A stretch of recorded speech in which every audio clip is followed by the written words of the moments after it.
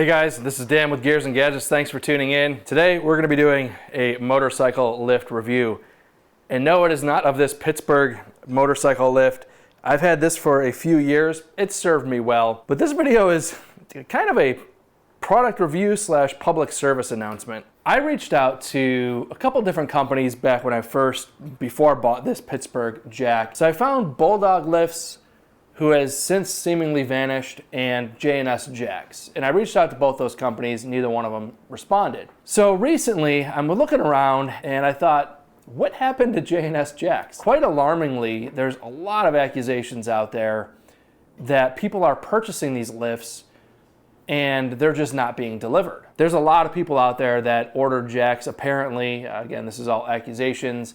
I tried to call them today to see if I could get an answer on what was going on with these accusations. It's just a busy tone. So I wanted to make this video for those of you who are interested in a Jack, to give you a viable option for a brand that does seem to be delivering on the promises of their product. So why am I going to do a review of another product when I have a Pittsburgh sitting here? When you got to put the bike up for long durations for service, this thing is just very wobbly. Once it's up on the Jack, it's very difficult to move around the garage. It's not a very comforting kind of experience. So, enter, let's roll. Let's get this open, see what it's all about. That is heavy. Maximum weight, 1,100 pounds. Pretty much lift any motorcycle I've ever heard of. A certificate of authenticity.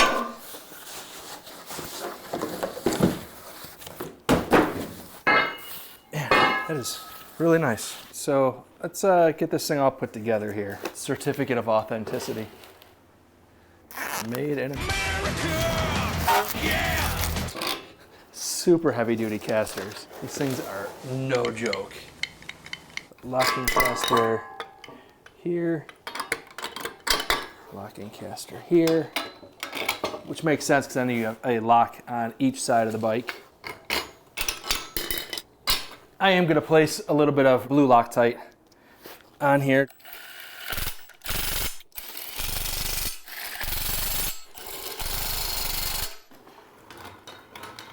And then we'll toss these on.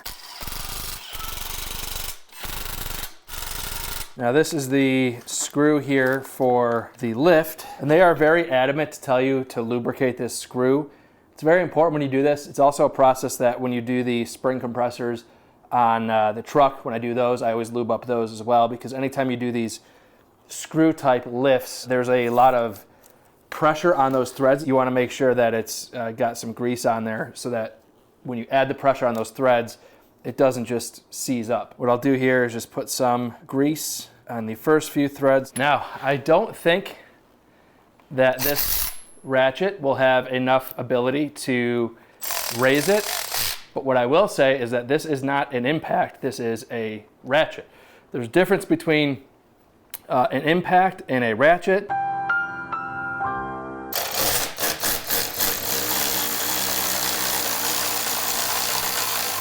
So I'm going to run that all the way up, and then I will grease the rest of this and run it back through. Let's get the motorcycle up in the air and see how she do. Roll this underneath the bike, or slide it under the bike, which it does move pretty easily. Let's see if our electric ratchet has the power, which I don't believe it does, but we'll try. Nope, it was worth the effort, but it doesn't have the torque to do it, so we will go to the ratchet.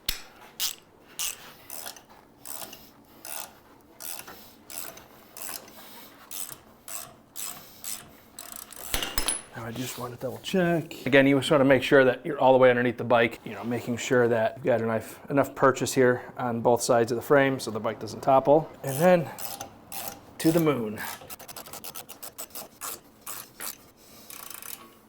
Now we're going to take our stand, slide it under here, and now we'll lower it down. And there we have it, up on its own. And then we can set this off to the side and we're good to go. My first attempt of rolling this around the garage. Jeez. That is nice. The number of times that I have had to 10-point turn this bike in the garage, moving it around, or just pull it out and pull it back in just to spin it around. This is way easier. I mean, it's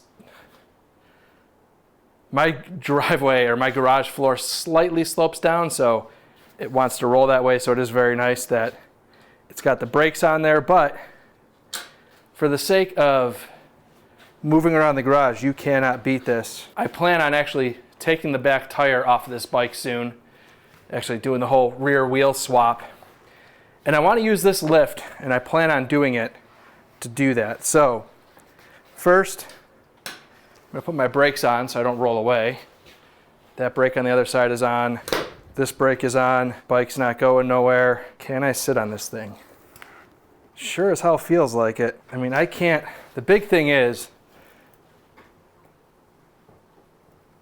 all right, if I push down hard, like way hard, I can get those tires to come up. But if I'm back here, that should not happen, in theory.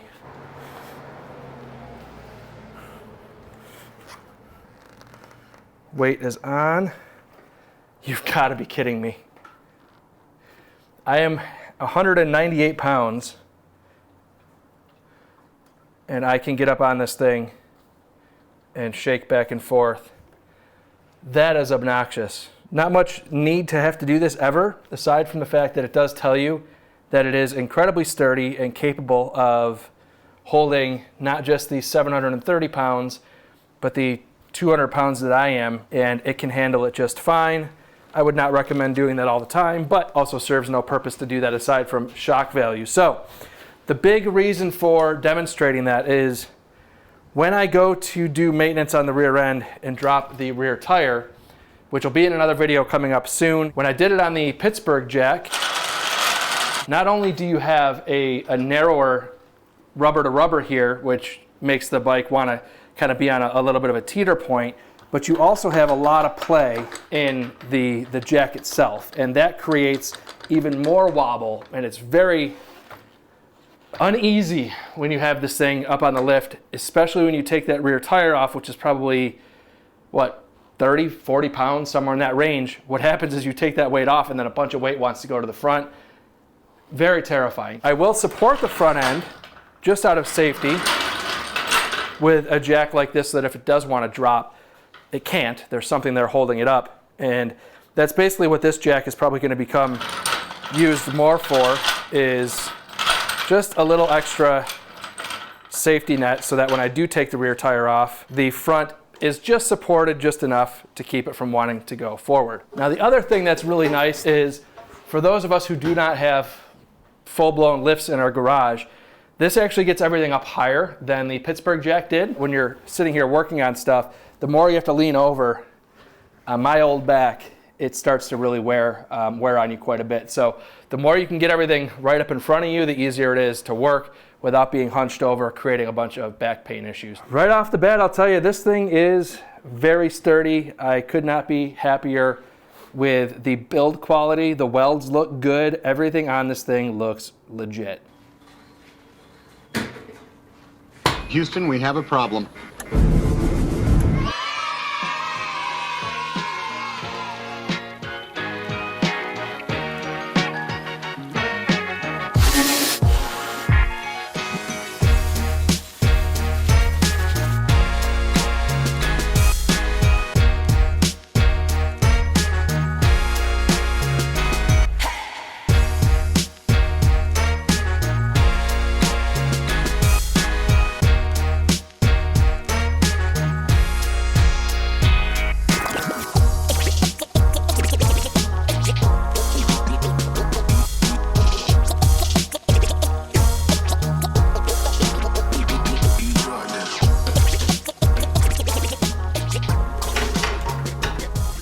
Well, this Let's Roll motorcycle lift is phenomenal. The fact that I can just roll this bike around the garage is pretty great. I am going to put in some seam filler, Silkaflex, in the concrete expansion joints here in the garage, because not only are these wheels catching on it, but I mentioned in my last video with this creeper that the previous creeper I had also would get stuck. This one's much better at getting over, but even when I'm actually on my creeper underneath the truck or my wife's car, when I hit these, it's pretty big and you get stuck in there, and it's just really frustrating. So I'll fill those.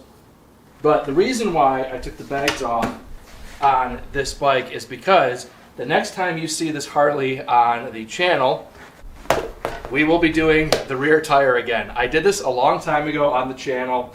This tire is about ready to be changed out. It's pretty flat spotted, but I am a glutton for punishment, so I'm going to do this again. This time I have quite a bit more tools in my garage here. So I did demonstrate previously that you can do this with very minimal tools in your garage. Hopefully, after lessons learned that I've probably forgotten since I've done it, and some new tools that I have in the garage here, will make it easier to do this. So I will link this Let's Roll Dolly in the description down below. I think it's fantastic. Again, I wanted to make a video just talking about, I guess, the market of motorcycle lifts and dollies in general, because I saw some things that were concerning, and I wanted to make a video about a product that seems to be getting some very, very good reviews, and so far I am very pleased with it. So with that being said, guys, thank you very much for tuning in. If this is your first time tuning in, please hit that subscribe button down below. Remember, likes go a long way to help support the channel. See you guys next time.